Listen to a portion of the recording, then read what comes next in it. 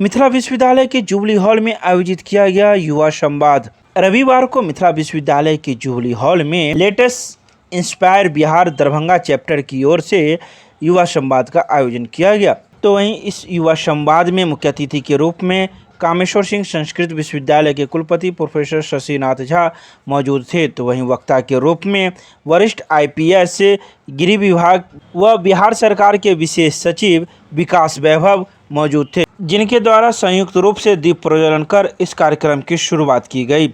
इस कार्यक्रम में सैकड़ों युवा शामिल थे और वरिष्ठ IPS विकास वैभव की बातें सुन रहे थे। आपको बता दें, दरभंगा में वरिष्ठ IPS विकास वैभव का यह पूरे बिहार में 24वां कार्यक्रम है। इससे पहले वे 23 जिलों में यह युवा संवाद कर चुके हैं और रविवार को उन्होंने दरभंगा में यह कार्यक्रम किया।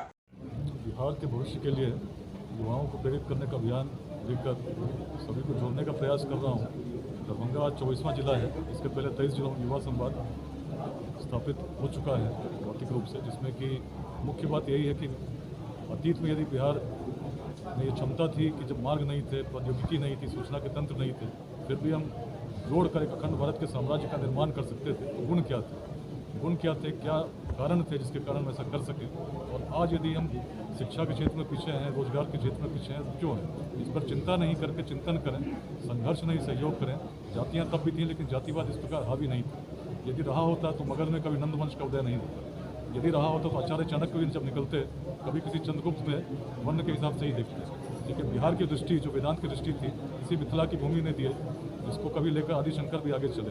उसी बात को लेकर हम चलेंगे और मूल बिंदु शिक्षा, समता, उद्यमिता, इस पर चलेंगे तो उस प्राचीन गौरव को हम पुनः प्राप्त कर सकेंगे जो हम सभी की स्वप्न है, इच्छा है। मेरा जन्म स्थान भी है, यही DMCH में मेरा जन्म हुआ था। एक अलग ही आध्यात्मिक जुड़ाव इस क्षेत्र से है और सौभाग्य था कि SSP के रूप में भी रहा। आज भी संवाद के लिए आया हूँ।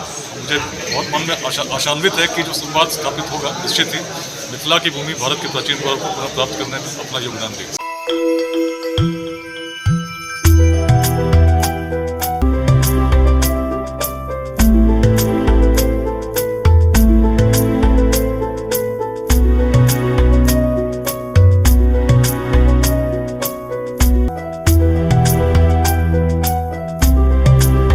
नगर थाना परिसर में बकरीद को लेकर हुई शांति समिति की बैठक। रविवार को नगर थाना परिसर में नगर थाना अध्यक्ष सत्येंद्र चौधरी के नेतृत्व में बकरीद पर्व को लेकर शांति समिति के सदस्यों के साथ एक बैठक आयोजित की गई, जिसमें सर्वसम्मति से यह निर्णय लिया गया कि बकरीद पर्व को भाईचारे पूर्वक एवं सौहार्दपूर्वक मनाया जाए। तो वहीं अजय जलान, सरफे आलम तमन्ना, नफीसुल हक रिंकू, नारद जी, लक्ष्मण झुंझुनवाला, अंकित चौधरी, राजा पंसारी, कांतिराम, विष्णु कुमार चौधरी एवं कई गणमान्य लोग मौजूद थे जो शांति समिति के सदस्य थे। वहीं कई मुख्य बिंदुओं पर चर्चा हुई। दरभंगा जिला हमेशा शांति का जिला रहा है। यहाँ कोई विवाद किसी तरह का कोई उत्पन्न नहीं हुआ है। हम लोग भी चाहेंगे कि किसी तरह का कोई विवाद नहीं हो और आपसी भाईचारा सौहार्द के साथ इस पर्व को हम लोग मनाने का काम करेंगे। आप अपना परिचय दे दें। मेरा नाम दीदार हुसैन चांद है। मैं JDU का पूर्व नगर अध्यक्ष हूँ और जिला शांति समिति का सदस्य हूँ। आज नगर थाने परिसर पर बकरीद पर्व के अवसर पर शांति समिति की बैठक हुई है, जिसमें शहर के गणमान्य लोग, वार्ड पार्षद सभी उपस्थित हुए। सभी ने शांतिपूर्ण भाईचारा के रूप में बकरीद पर्व को मनाने के लिए निर्णय लिए हैं। किसी भी तरह का कोई शिकायत नहीं बताया गया। हमारे द्वारा भी कहा गया कि अगर किसी तरह कोई शिकायत है तो उसको निपटारा किया जाएगा स्थानीय लोगों से, परंतु किसी भी तरह कोई शिकायत नहीं बताया। दरभंगा को जनता को संदेश देंगे कि शांतिपूर्ण बकरीद पर्व को मनाएं, घर में हंसी खुशी खाएं पिए। किसी भी तरह की शिकायत हो नगर थाना को तुरंत सूचित करें। एक करण क्लासेज इंडियाज नंबर 1 ऑफ ज्ञान सरिता पब्लिक स्कूल रोहेलागंज कैदराबाद में हम कराते हैं bank, railway, SSC, CSAT, CTT, management, defence and all other general competition exam की तैयारी। संपर्क करें, हमारा नंबर है 9934849798। दूसरा नंबर है 7633955870। दरभंगा राज अस्पताल परिसर में नागरिक अधिकार सम्मेलन का किया गया आयोजन। रविवार को दरभंगा राज अस्पताल परिसर में नागरिक अधिकार सम्मेलन का आयोजन किया गया। इस नागरिक अधिकार सम्मेलन में कई मुख्य वक्ता मौजूद थे, जिन्होंने आयुर्वेद अस्पताल के खिलाफ कई बातें बोली।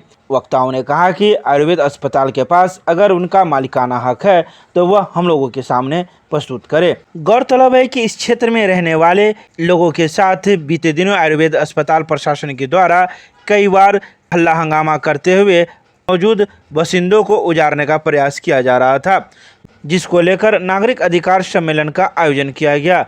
सम्मेलन में शामिल लोगों ने एक ही सुर में यह बात कही कि हम लोगों को अगर उजाड़ने का प्रयास किया गया तो हम लोग नहीं छोड़ने वाले हैं। सड़क से लेकर सदन तक आंदोलन करेंगे और इसके लिए सारी जवाबदेही प्रशासन की होगी।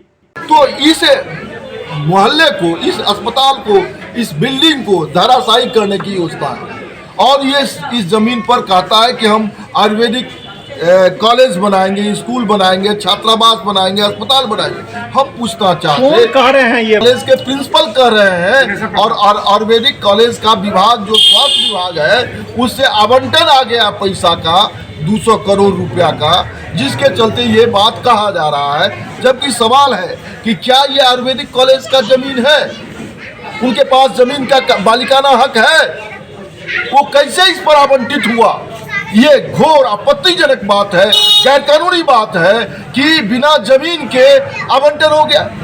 जमीन तो सारा मोहनपुर में है, सारा मोहनपुर में निर्माण होना चाहिए। अगर आवंटन आया तो यहाँ तो उनको जमीन का मालिकाना हक भी नहीं है। अभी तक वो LIC के जिस मकान में आयुर्वेदिक अस्पताल खुला है उसका किराया अंत तक, जब तक LIC था, LIC ने दरभंगा महाराज को दिया, दरभंगा महाराज के खाते पर गया।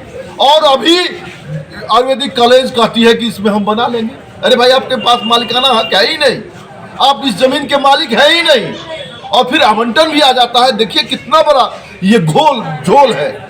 ये सारे लोग समझ रहे हैं कि ये झोल है, इसमें बहुत बड़ी साजिश है, जिस साजिश के खिलाफ आज ये सम्मेलन आयोजित है। दरभंगा नागरिक मंच के द्वारा नागरिक अधिकार सम्मेलन कर रहे हैं। चूँकि इस परिसर में सैकड़ों परिवार बसे हुए हैं, उसको आयुर्वेदिक कॉलेज के निर्माण के नाम पर यहाँ के सत्ताधारी लोगों के इशारे पर भूमाफिया के द्वारा उजाड़ देना चाहता है। ठीक बताया हमारे वक्ताओं ने कि सैकड़ों वर्ष पहले दरभंगा महाराज अपने मुलाजिमों को इस परिसर में बसाया था। 12 एकड़ का ये भूमि है जो पब्लिक चैरिटेबल का भूमि है। हम आपसे कहना चाहते हैं जो आयुर्वेदिक अस्पताल जिस मकान में चल रहा है वो पुराने LIC का भवन है। हम कहना चाहते हैं कि स्वयं वो अस्पताल, आयुर्वेदिक अस्पताल इस कैंपस में स्वयं अतिक्रमणकारी है।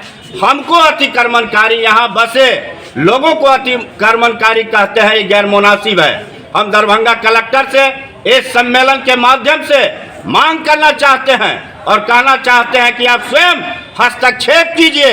यहाँ के ठेकेदार, दलाल, विधायक, भूमाफिया और ये 200 करोड़ रुपया जो आया है उसके कमीशन बंदर बांट के लिए यहाँ के बासिंदा को दरभंगा महाराज द्वारा बसाया गया लोगों को उजाड़ना चाहता है, जिसको दरभंगा नागरिक अधिकार मंच बर्दाश्त नहीं करेगा। पूरे दरभंगा शहर के नागरिकों को जगाने का काम करेंगे। जहाँ कहीं भी उस पर बुलडोजर लेकर भूमाफिया चढ़ेगा, साजिश के तहत नागरिक अधिकार मंच के लोग अपना सीना भिड़ाकर उसके जान, उसके झोपड़ी, उसके मकान का रक्षा करने का काम करेगा। यही आज के सम्मेलन का पुकार है। दिलीप भगत, खेतिहर मजदूर यूनियन। केमिस्ट्री क्लासेज रुहेलागंज सब्जी मंडी कैदराबाद दरभंगा। हमारे यहाँ होती है IIT, JEE, medical, 11, 12, BSc honours और सब्सिडरी की पूरी पढ़ाई। संपर्क करें डॉक्टर जय कुमार। मोबाइल नंबर है 9470278724। विद्युत सहायक अभियंता के तबादला होने पर दिया गया उन्हें विदाई। नाका नंबर 5 के पास स्थित विद्युत कार्यालय में सहायक विद्युत अभियंता शहरी गौरव कुमार का स्थानांतरण विद्युत आपूर्ति अवर प्रमंडल समस्तीपुर शहरी में हो गया है। इस मौके पर विद्युत आपूर्ति अवर दरभंगा शहरी कार्यालय में विदाई समारोह का आयोजन किया गया। इसमें मिथिला की परंपरा के अनुसार उन्हें पाग चादर से सम्मानित कर उन्हें भावभीनी विदाई दी गई। अधिकारियों एवं कर्मचारियों ने उनके उज्जवल भविष्य की कामना की। इस मौके पर विभाग से जुड़े हुए कई वरीय अधिकारियों के साथ कई कनीय अभियंतागण मौजूद थे। तो वहीं सहायक विद्युत अभियंता गौरव कुमार ने मिथिला की भूरी भूरी प्रशंसा की और यहाँ के लोगों के बारे में काफ़ी तारीफ करते हुए कहा कि यहाँ के लोगों ने हमें काफ़ी सहयोग किया है और उन्होंने आशा जाहिर की है कि अब जो भी इस पद पर नए लोग आएंगे उन्हें भी इसी प्रकार का सहयोग मिलता रहेगा। मिथिला स्टूडेंट यूनियन ने वार्ड 40 के अभंडा में किया स्वास्थ्य शिविर सह रक्तदान शिविर का आयोजन। रविवार को मिथिला स्टूडेंट यूनियन के द्वारा वार्ड 40 के सदस्य अविनाश साहनी के नेतृत्व में निःशुल्क स्वास्थ्य शिविर सह रक्तदान शिविर का आयोजन अभंडा प्राइमरी स्कूल में किया गया। डीएमसीएच ब्लड बैंक के अधीक्षक संजीव कुमार, एमएसयू के पूर्व राष्ट्रीय अध्यक्ष अविनाश भारद्वाज, पूर्व महासचिव गोपाल चौधरी, एमएसयू के राष्ट्रीय प्रवक्ता अमन सक्सेना, पूर्व दरभंगा जिला अध्यक्ष अभिषेक कुमार, राष्ट्रीय सोशल मीडिया प्रभारी उदय नारायण झा ने फीता काटकर कार्यक्रम की विधिवत शुरुआत की, जिसके बाद दीप प्रज्वलित कर किया गया। लगभग 200 लोगों ने इस शिविर में स्वास्थ्य जांच करवाया, जिसे निःशुल्क परामर्श एवं दवाइयां दी गई। वहीं दर्जनों युवाओं ने अपना रक्तदान दिया। 2 वर्षीय बीएड एवं शिक्षा शास्त्री में नामांकन के लिए संयुक्त प्रवेश परीक्षा के लिए केंद्रीय टीम समन्वयक सह पर्यवेक्षक की टीम को किया गया रवाना। मिथिला विश्वविद्यालय द्वारा आयोजित 2 वर्षीय बीएड एवं शिक्षा शास्त्री में नामांकन के लिए संयुक्त प्रवेश परीक्षा 6 जुलाई को पूर्वाह्न 11 बजे से लेकर 1 बजे तक निर्धारित की गई है। सीईटी बीएड 2022 की संयुक्त प्रवेश परीक्षा के लिए कुल 1,91,929 अभ्यर्थियों ने आवेदन किया है। इसमें 97,718 महिलाएं एवं 94,211 पुरुष अभ्यर्थी शामिल हैं। इस परीक्षा के लिए राज्य भर में 11 शहरों में कुल 325 परीक्षा केंद्र बनाए गए हैं। महिला पुरुष अभ्यर्थियों के लिए अलग अलग परीक्षा केंद्र बनाए गए हैं। महिलाओं के लिए कुल 157 और पुरुषों के लिए 168 परीक्षा केंद्र बनाए गए हैं। सीईटी बीएड 2022 के राज्य नोडल पदाधिकारी प्रोफेसर अशोक कुमार मेहता ने बताया कि राज्य भर के 11 शहरों में आयोजित होने वाले संयुक्त प्रवेश परीक्षा के सफल एवं शांतिपूर्ण कदाचार मुक्त परीक्षा आयोजन की तैयारी के अंतर्गत केंद्रीय समन्वयक सह पर्यवेक्षक की टीम को परीक्षा संबंधित सामग्रियों को लेकर रवाना किया गया है, जो आरा, भागलपुर, छपरा, गया, मधेपुरा, मुंगेर, पटना और पूर्णिया के लिए कुल 8 जिलों के लिए केंद्रीय टीम को रवाना किया गया है। वहीं अगले दिन अन्य केंद्रों के लिए इस टीम को रवाना किया जाएगा। दरभंगा के बेला मोड़ के पास एक निजी होटल में किया गया मासिक क्राइम मीटिंग का आयोजन। रविवार को सदर अनुमंडल पुलिस पदाधिकारी कृष्णनंदन प्रसाद के नेतृत्व में विभिन्न थाना के थानाध्यक्षों के साथ मासिक क्राइम मीटिंग का आयोजन किया गया।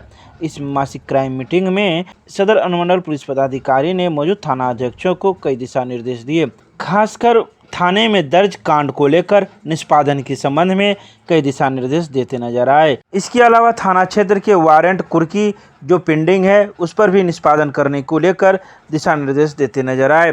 गौरतलब है कि प्रत्येक महीने के शुरुआती दौर में अनुमंडल पुलिस पदाधिकारी के द्वारा यह बैठक की जाती है, जिसमें कई बातों पर विचार विमर्श किया जाता है और थाना अध्यक्षों को कई दिशा निर्देश दिए जाते हैं।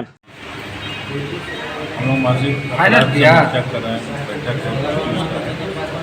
और इसमें अनुमंडल के सभी थानाओं के साथ बैठक किया जा रहा है। मासिक अपराध इसमें जो कांड दर्ज है, लंबित कांड की समीक्षा की जा रही है और निष्पादन के संबंध में दिशा निर्देश दिए जा रहे हैं। इसके अलावा प्रत्येक थाना में जो वारंट कुर्की पेंडिंग है उसको भी डिस्पोजल करने हेतु निर्देशित किया गया है।